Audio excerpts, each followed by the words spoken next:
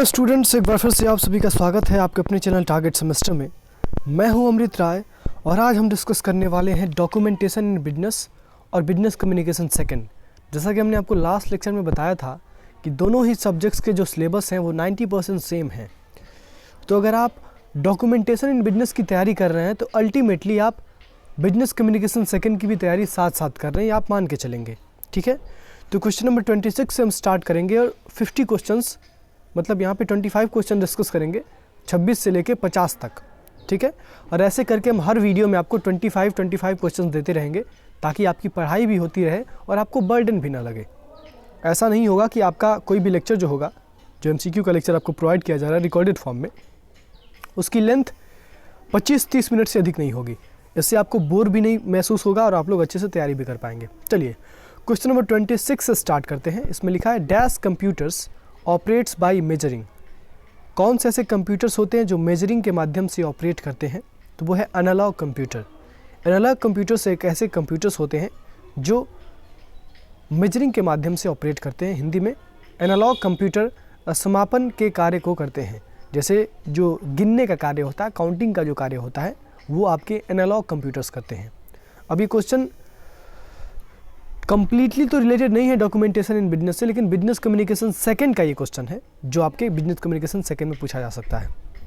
लेकिन इसका मतलब ये नहीं है कि ये यहाँ नहीं पूछा जा सकता है, ये यहाँ भी पूछा जा सकता है। ठीक है, डॉक्यूमेंटेशन इन बिजनेस में भी ये पूछा जा सकता है। चलिए 27 की बात करते हैं। And dash report can be denied at any time. कौन सा ऐसा रिपोर्ट होता है जो कभी भी इंसान इनकार कर सकता है? तो वो होता है आपका ओरल रिपोर्ट। जो ओरल रिपोर्ट होता है it can be denied at any time. Oral report को कभी भी आप डिनाई कर सकते हैं, कभी भी उसको आप मानने से इनकार कर सकते हैं। ठीक है, तो इसका ऑप्शन हो जाएगा A, that is oral report. Oral report को कभी भी डिनाई किया जा सकता है, मानने से इनकार किया जा सकता है। क्वेश्चन नंबर 28 आपके सामने है। The American style of writing the date in business letter starts with. जो अमेरिकन स्टाइल है राइटिंग का, डेट राइटिंग का, वो उसमें सबसे पहले क्या आता है? तो उसमें सबसे पहले, तो जब भी आप अमेरिकन शैली में व्यापारिक पत्र लिखते हैं तो उसमें सबसे पहले जो आप डेट लिखते हैं उस डेट में सबसे पहले आपका मंथ आता है, महीना आता है। फॉर एग्जांपल अगर आप अमेरिकन स्टाइल ऑफ राइटिंग में डेट को लिख रहे हैं तो आप ऐसे लिखेंगे 11/1/2022। इसका मतलब क्या है? ये 11वां महीना है, 1 तारीख है और 2022 है। यानी अमेरिकन स्टाइल ऑफ राइटिंग में सबसे पहले मंथ लिखा जाता है, मंथ के बाद डेट लिखा जाता है, डेट के बाद ईयर लिखा जाता है। यानी MMDDYY, ये जो MMDDYY आप देखते हैं ना, ये अमेरिकन स्टाइल ऑफ राइटिंग है, मंथ, डेट एंड ईयर। दूसरा एक ब्रिटिश स्टाइल ऑफ राइटिंग होता है जिसमें आप क्या करते हैं, जिसमें आप सबसे पहले डेट लिखते हैं यानी तारीख लिखते हैं, उसके बाद मंथ लिखते हैं, यानी मान लीजिए आप 12वां महीना है आपका, और उसके बाद आप ईयर लिखते हैं। यानी यहाँ पे क्या होता है, यहाँ पे D होता है, फिर M होता है, फिर Y होता है, यानी यहाँ पे डेट, फिर मंथ, फिर ईयर होता है। तो ये सारी चीज़ें जो अंदर की चीज़ें हैं, इससे भी आपका क्वेश्चन बन सकता है। ये कोर डॉक्यूमेंटेशन इन बिजनेस का क्वेश्चन है जहाँ से आपको क्वेश्चन बन सकता है और हो सकता है कि आप इसमें कन्फ्यूज हो जाएं, जबकि क्वेश्चन बहुत आसान है। बस आपको याद रखना है कि ब्रिटिश स्टाइल में क्या लिखने का तरीका होता है और अमेरिकन स्टाइल में क्या लिखने का तरीका होता है। चलिए क्वेश्चन नंबर 29 की बात करते हैं। An effort to influence the attitude and feelings of others is called. यानी दूसरों के दृष्टिकोण और भावनाओं को प्रभावित करने का जो प्रयास होता है उसको हम क्या कहते हैं? तो उसको हम कहते हैं परसुएसन। क्या कहते हैं दोस्तों? उसको हम कहते हैं परसुएसन। परसुएसन एक ऐसा तरीका होता है, एक ऐसा एफर्ट, एक ऐसी कोशिश होती है जिसके माध्यम से आप दूसरों को प्रभावित कर सकते हैं, दूसरों के दृष्टिकोण को प्रभावित कर सकते हैं, दूसरों की भावनाओं को प्रभावित कर सकते हैं। ठीक है, चलिए 30 की बात करते हैं। The main objective of communication is, ये सेम क्वेश्चन आपके एग्जाम में पिछली बार छपा हुआ था। कम्युनिकेशन का मेन ऑब्जेक्टिव क्या होता है? तो कम्युनिकेशन का मेन ऑब्जेक्टिव होता है इन्फॉर्मेशन एंड परसुएशन, यानी जानकारी और प्रेरणा। क्या होता है दोस्तों? कम्युनिकेशन का मेन ऑब्जेक्टिव होता है इन्फॉर्मेशन और परसुएशन, यानी जानकारी और प्रेरणा। तो इसका ऑप्शन ए सही हो जाएगा। क्वेश्चन नंबर 31 की बात करते हैं। The communication cycle the process of retranslation of signals into ideas is called. यानी जो कम्युनिकेशन साइकिल होता है उसमें जो प्रोसेस होता है सिग्नल्स को रीट्रांसलेट करने का और आइडियाज़ को रीट्रांसलेट करने का, आइडियाज़ को इंटरप्रेट करने का, उस प्रोसेस को हम क्या कहते हैं? तो उस प्रोसेस को हम डिकोडिंग के नाम से जानते हैं। ध्यान से, जब आप ट्रांसलेट कर रहे होते हैं सिग्नल्स को और आइडियाज़ को, तो उस प्रोसेस को हम इनकोडिंग कहते हैं। और जब उसी सिग्नल को और उसी आइडिया को आप रीट्रांसलेट कर रहे होते हैं तो उसको हम डिकोडिंग कहते हैं। तो इनकोडिंग और डिकोडिंग में बेसिक डिफरेंस है, यहाँ पे रीट्रांसलेशन होता है इनकोडिंग में और डिकोडिंग में केवल ट्रांसलेशन होता है। किसका ट्रांसलेशन होता है? तो सिग्नल्स का होता है और आइडियाज़ का होता है। इसका ऑप्शन बी हो जाएगा डिकोडिंग। चलिए क्वेश्चन नंबर 32 की बात करते हैं। A memo is an example of, memo किसका एग्जाम्पल है? तो आप सभी लोग जानते होंगे मेमो का जो स्टैंडर्ड फॉर्म है वो है मेमोरेंडम। क्या है दोस्तों? मेमोरेंडम। और मेमोरेंडम एक इंटरनल कम्युनिकेशन का माध्यम होता है, यानी मेमोरेंडम एक ऐसा डॉक्यूमेंट होता है जिसके माध्यम से हम डिफरेंट डिपार्टमेंट्स के बीच में, डिफरेंट ऑर्गेनाइजेशनल हेड्स के बीच में, डिफरेंट डिवीजन्स के बीच में कम्युनिकेशन करते हैं। तो इसका ऑप्शन ए हो जाएगा इंटरनल कम्युनिकेशन, क्योंकि मेमो जो होता है वो आंतरिक संवाद का उदाहरण है, इंटरनल कम्युनिकेशन का उदाहरण है। 33 की बात करते हैं। Informal communication is otherwise known as, तो आप सभी लोग जानते हैं इनफॉर्मल कम्युनिकेशन को ग्रेप वाइन कम्युनिकेशन भी कहते हैं और इनफॉर्मल कम्युनिकेशन को हम लोग अनऑफिशियल कम्युनिकेशन भी कहते हैं। यानी अनौपचारिक संवाद को ग्रेप वाइन के रूप में भी जाना जाता है और एक अनऑफिशियल कम्युनिकेशन के रूप में भी जाना जाता है। तो इसका ऑप्शन ए हो जाएगा ग्रेप वाइन। 34 की बात करते हैं।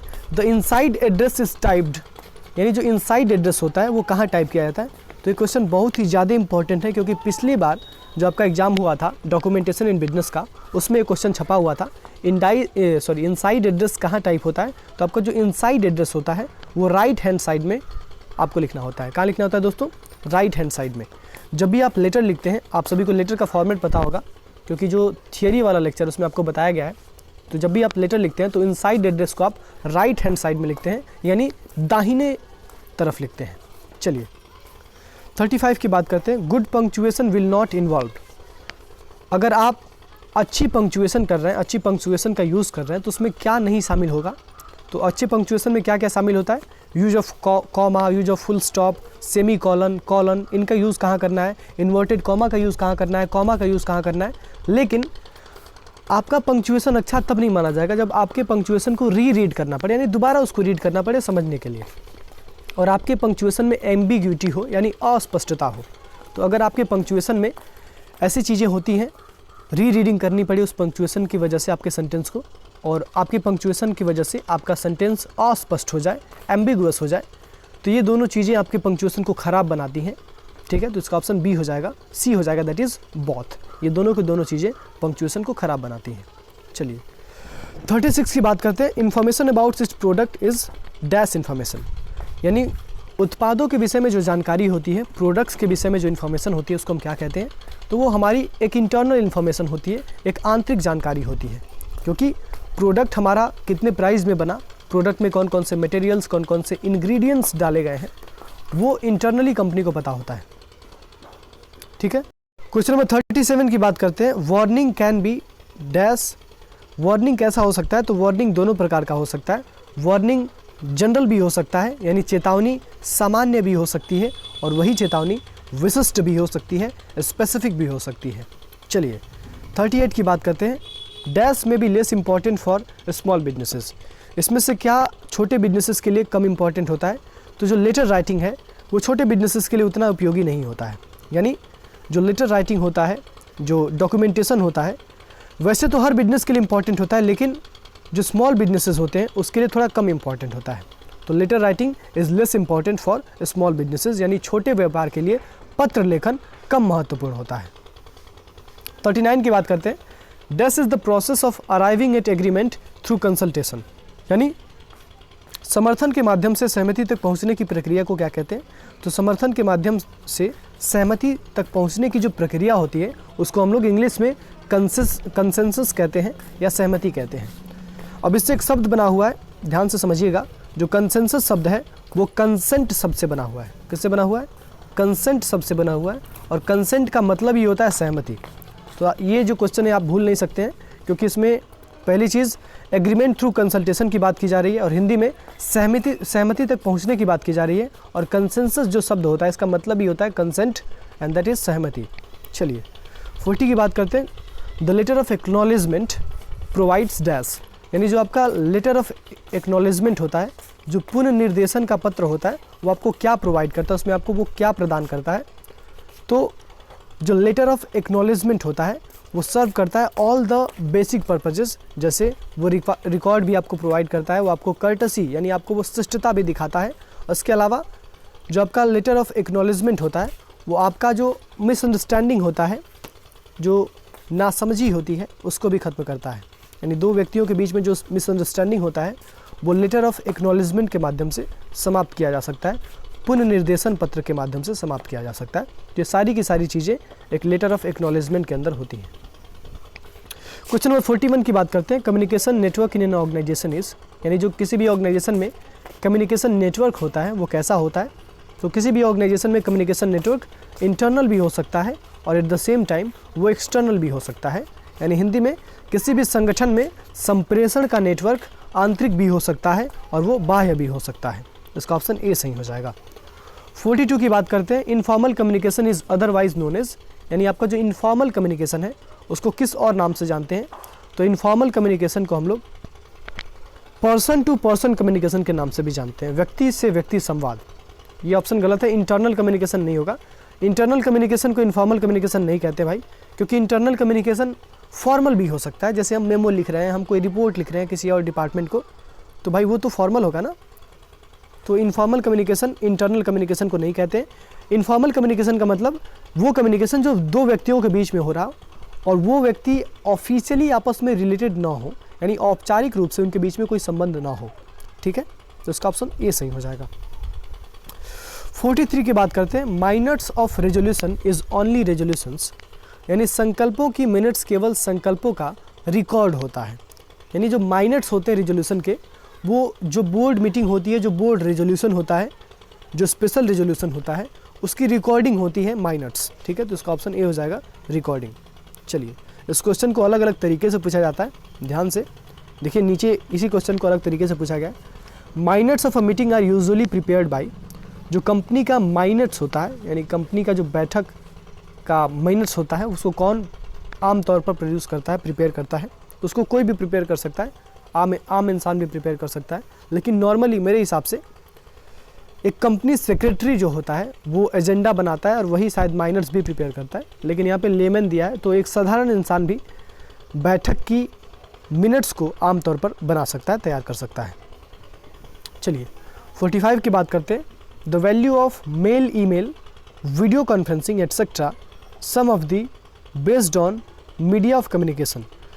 जो ईमेल, वीडियो कॉन्फ्रेंसिंग, इस प्रकार के कम्युनिकेशंस हैं, ये साइंस बेस्ड मीडिया कम्युनिकेशन है, क्योंकि इसमें साइंस का काफ़ी ज़्यादा यूज़ किया जाता है। जैसे ईमेल है, वीडियो कॉन्फ्रेंसिंग है, टेलीफोनिक कम्युनिकेशन है।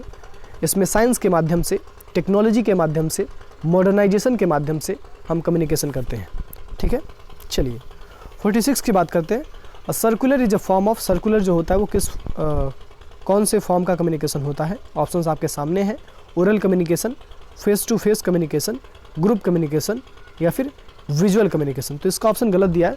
Circular is a form of group communication. Circular जो होता है वो एक समूह संवाद का संप्रेषण का रूप होता है। तो ओरल कम्युनिकेशन नहीं होगा।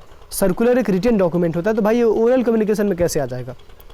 हम अपनी टेक्निकल टीम से कहना चाहेंगे कि ये जो क्वेश्चंस कुछ गलत हो रहे हैं, उसको ऑप्शंस उसको ठीक कर दिया जाए और ठीक करके सारथी में अपलोड किया जाए, ताकि सारथी के जो बच्चे हैं वो कंफ्यूज ना हो। वैसे भी आपको लेक्चर में चीज़ें बताई जा रही हैं, तो आई थिंक आप कंफ्यूज नहीं होंगे। ठीक है, आप लेक्चर को ही रेफ़र करें और पीडीएफ को तो रेफ़र करिए, एक आध क्वेश्चन ही बस पीडीएफ में आपके गलत हो रहे हैं। चलिए, तो इसका हो जाएगा सर्कुलर जो है वो फॉर्म होता है किसका, वो ग्रुप कम्युनिकेशन का फॉर्म होता है, समूह संप्रेषण का रूप होता है। चलिए 47 की बात करते हैं। Dash means giving a particular bias to the reality, यानी किसका मतलब होता है कि एक विशेष रीति को वास्तविकता देना। अब ध्यान से समझिएगा, आप रियलिटी को बायसनेस दे रहे हैं। रियलिटी को जो बायसनेस इंसान देता है, सॉरी, रियलिटी को जो बायसनेस दिया जाता है, इसके लिए एक टर्म है, उस टर्म को हम कहते हैं स्लैंटिंग। स्लैंटिंग का मतलब होता है giving a particular bias to the reality, यानी एक विशेष रीति को वास्तविकता देना। ठीक है, तो इसका ऑप्शन बी हो जाएगा स्लैंटिंग। ये क्वेश्चन उतना इंपॉर्टेंट नहीं है, लेकिन फिर भी आ गया है तो पढ़ लीजिएगा। बाकी हम सजेस्ट करेंगे, क्वेश्चन उतना इंपॉर्टेंट नहीं है, ये क्वेश्चन एग्जाम में नहीं आ सकता है। 48 की बात करते हैं। Business letter must possess the quality of, व्यावसायिक पत्र जो होता है उसमें किस चीज़ की गुणवत्ता होनी चाहिए। तो ये क्वेश्चन मोस्ट इंपॉर्टेंट है, क्योंकि ये क्वेश्चन पिछली बार बना था, सेम क्वेश्चन तो बिजनेस लेटर जो है उसमें कोहेरेंस की क्वालिटी होनी चाहिए, बिजनेस लेटर में संगतता की क्वालिटी होनी चाहिए। ठीक है, ऑप्शन ए हो जाएगा। 49 की बात करते हैं, dash report can be denied at any time. तो आप सभी लोग जानते हैं, ऑलरेडी मैं बता चुका हूँ आप सभी को कि जो आपका ओरल रिपोर्ट होता है, आपका जो मौखिक रिपोर्ट होता है, उसको कभी भी इनकार किया जा सकता है, उसको कभी भी डिनाई किया जा सकता है। 50 and last question of this session, dash reports are related to a single occasion और सिचुएशन। कौन से ऐसे रिपोर्ट्स होते हैं जो सिंगल ओकेजन या सिचुएशन से रिलेटेड होते हैं? तो वो होते हैं आपके स्पेशल रिपोर्ट। जो आपके विशेष रिपोर्ट होते हैं वो किसी विशेष ओकेजन या विशेष सिचुएशन यानी विशेष परिस्थिति से संबंधित होते हैं। तो दैट्स इट, ये थे आपके 25 मोस्ट इंपॉर्टेंट क्वेश्चंस जो आपके एग्जाम में छप सकते हैं। मैं आप सभी लोग को सजेस्ट करना चाहूँगा दोस्तों, जो भी बच्चा अभी तक सारथी ज्वाइन नहीं किया है, सारथी का प्राइस 149 कर दिया गया है, उसमें आपको कंप्लीट कंटेंट दिया जा रहा है, कंप्लीट लेक्चर्स दिए जा रहे हैं जस्ट एट 149। आप लोग अलग अलग बुक्स खरीदते हैं जिसमें आपको गलत आंसर्स मिलते हैं, गलत कंसेप्ट मिलते हैं, गलत कंटेंट्स मिलते हैं, फिर भी आप लोग अपनी आदतों से बाज नहीं आते, आप वही किताबें पढ़ के जाते हैं और आप एग्ज़ाम में गलती करके आते हैं। अगर आप ये सारथी परचेज़ कर लें जस्ट एट 149 तो आपका ये जो प्रॉब्लम है एग्ज़ाम में ये सॉल्व हो जाएगा। दूसरी चीज़, अगर कोई भी बच्चा इस लेक्चर को पहली बार देख रहा है और वो हमारे Sarathi for BCom first semester WhatsApp group से ऐड नहीं है, तो 1000 से अधिक बच्चे ऑलरेडी हमारे व्हाट्सअप ग्रुप में ऐड हो चुके हैं। अगर आप भी ऐड होना चाहते हैं तो डिस्क्रिप्शन बॉक्स में लिंक दिया गया है हमारे व्हाट्सअप ग्रुप का, उस पर आपको क्लिक करके ऐड हो जाना है, उसमें कोई पेमेंट नहीं करना है। और अगर आपको सारथी ज्वाइन करना है तो सारथी ज्वाइन करने के लिए डिस्क्रिप्शन में एक और लिंक दिया गया है टारगेट गुरुकुल मोबाइल ऐप का, वहाँ से उस ऐप को डाउनलोड कर लीजिए और ऐप को डाउनलोड करने के बाद आप सारथी ज्वाइन कर लीजिए। अगर आप सारथी ज्वाइन कर लेते हैं तो आपके आने वाले जितने भी पेपर्स होंगे वो 149 रुपये में काफ़ी बेहतरीन जाने वाले।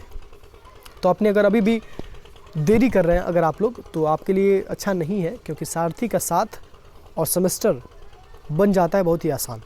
ये आप सभी लोग कहते हैं, आप सभी रिपोर्टिंग की भी वीडियोस देख रहे होंगे कि किस प्रकार से सारथी के बच्चों के अंदर कॉन्फिडेंस है और किस प्रकार से यूट्यूब वाले बच्चों के अंदर कॉन्फिडेंस है। जो सारथी के बच्चे हैं उनका 50 का 50 क्वेश्चन सही हो रहा है और जो यूट्यूब के बच्चे हैं उनका 50 में से 40-45 क्वेश्चन ही सही हो रहा है, और कुछ बच्चे ऐसे हैं जिनका और कम सही हो रहा है। तो उसके पीछे कारण क्या है? सारथी में आपको जो कंटेंट्स दिया जा रहा है वो बहुत ही ज़्यादा यूज़फुल है। तो जो भी बच्चा अभी तक सारथी ज्वाइन नहीं किया है, तुरंत आप लोग यथाशीघ्र जाएँ, टारगेट गुरुकुल ऐप को डाउनलोड करें और सारथी को ज्वाइन कर लें। दैट्स इट, मिलते हैं नेक्स्ट लेक्चर में पूरी ऊर्जा के साथ।